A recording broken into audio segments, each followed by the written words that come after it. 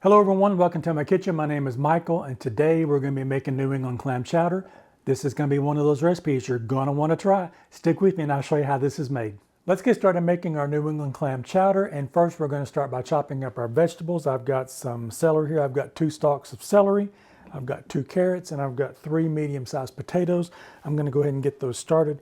So I'm going to start with my celery first. I'm looking for about 1/2 cup of celery, so I'm going to go ahead and chop that up and get that ready. What I'm looking for with this is just little bite-sized pieces. We want everything to be about the same size so we get an even cooking on our chowder. We have our celery chopped up now, and you can see that's about uniform, same size pieces in those. That way everything gets evenly cooked, and that's about 1/2 cup. So with our carrots, I've got 2 carrots here. I'm going to go ahead and start chopping on those.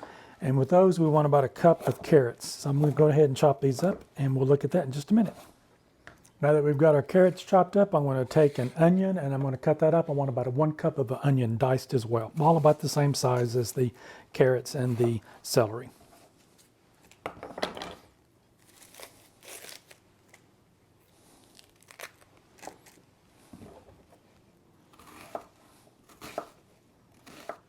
All right, now that I've got my onions diced up, that's about 1 cup, I'm going to work on my potatoes.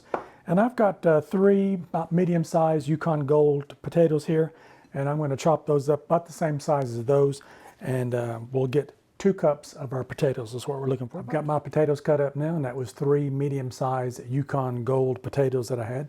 If you want to use russet, those work just as well. I just like the Yukon Gold ones. So I've got all my veggies cut up now, and let's go ahead and get started putting our chowder together. All right, we've got everything set up and we're ready to start preparing our clam chowder.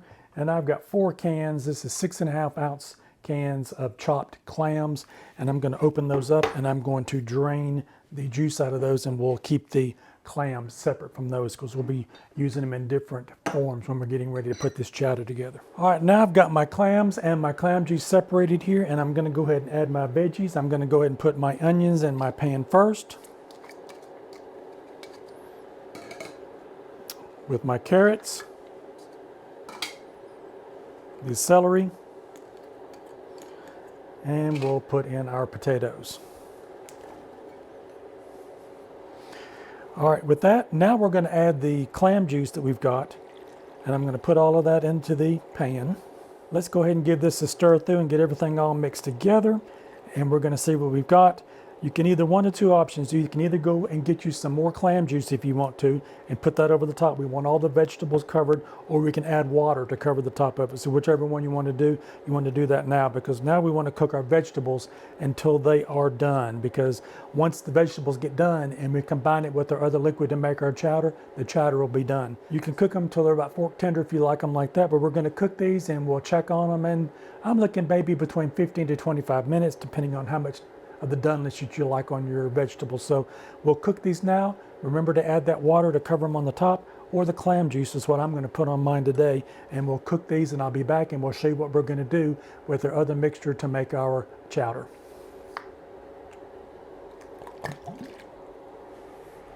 All right, my mixture has been cooking now for about 20 minutes, and I wanted to show you what it looked like.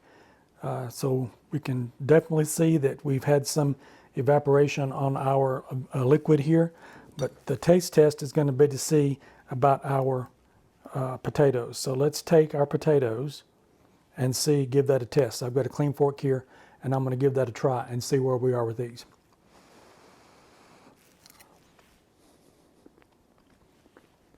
Those are done.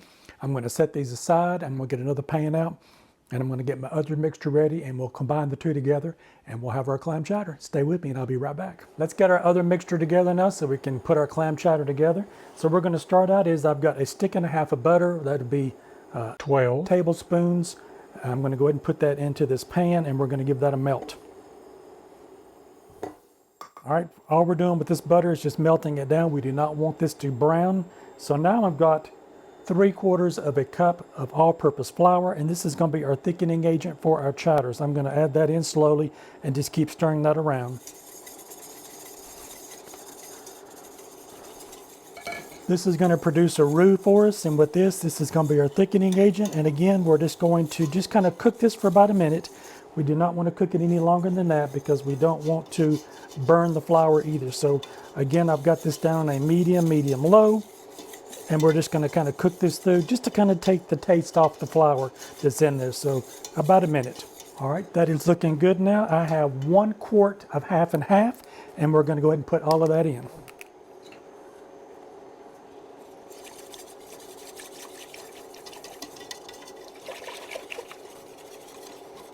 And now we're going to stir this around. At this point, we just want to bring this up to a simmer. We do not want to bring this to a boil. We're just heating up the half and half with the flour and the butter. And we're going to bring this up, and then we'll put our other ingredients in. So I'm going to let this heat up just for another minute. I can tell that my liquid is thickening up. I'm going to go ahead and get my vegetables in, and we're going to add those together. Now you'll be able to tell, you can see it change almost immediately when it starts thickening up. So just kind of keep a watch on it and keep stirring it, so you don't want any of that to stick on the bottom. It didn't take very long at all for this to thicken up. So I'm going to grab my vegetables and I'll be right back. I'm going to go ahead and turn the heat off. All right, I've got my vegetables here. I'm going to carefully add these in.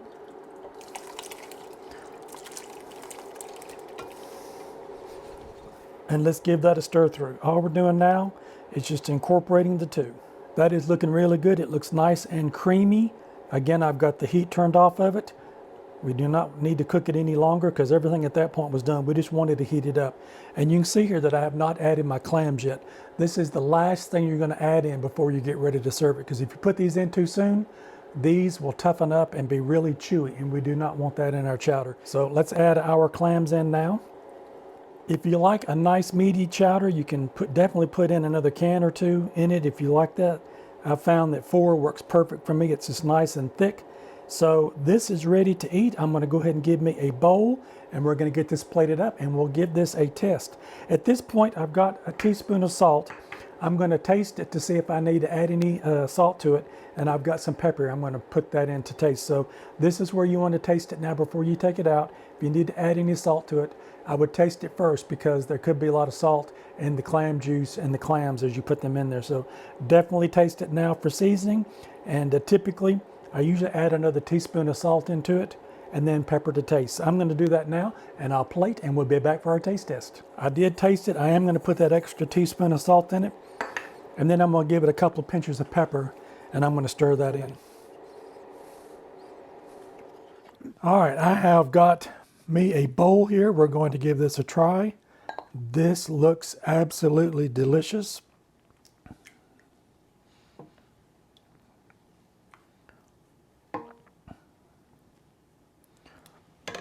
Look how creamy that looks. And I've got a few oyster crackers. We definitely want those traditionally with our New England clam chowder. And I've chopped up some chives here, and I'm just going to put a few of those on the top as well. There we go. That looks really tasty. If you wanted to add some cheese on it, you could grate some cheese on the top of it. I love cheese in anything. So let's give this a try and see what this tastes like. Look at that. That is absolutely creamy and delicious from the looking of it. So let's give this a try.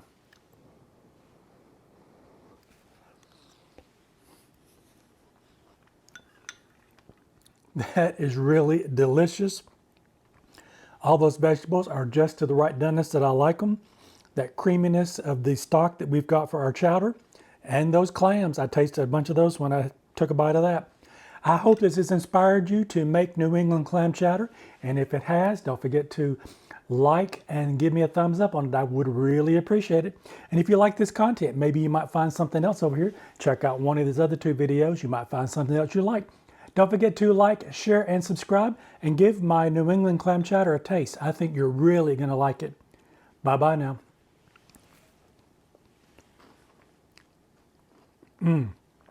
Delicious.